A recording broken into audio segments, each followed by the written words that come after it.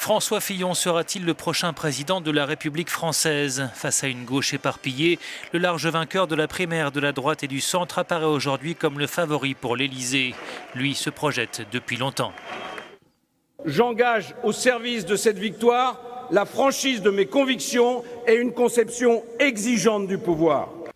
L'ancien Premier ministre de Nicolas Sarkozy incarne une droite conservatrice et libérale. Comparé à Margaret Thatcher, il veut redresser la France en imposant des mesures radicales, à commencer par une réduction drastique des dépenses publiques.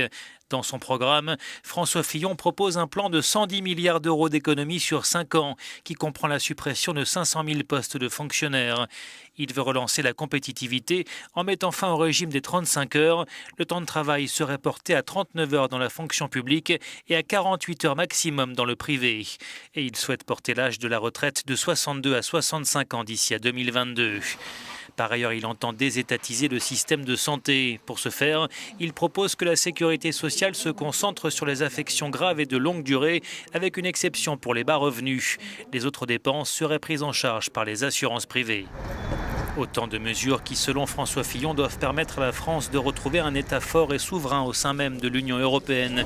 Européen modéré, il défend une Europe des États et des identités nationales au détriment des institutions européennes.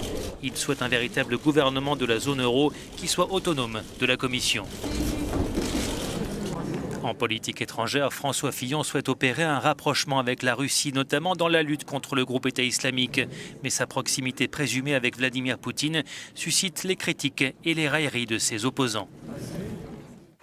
J'ai vu que certains caricaturaient mes propos en me peignant en intime du président russe.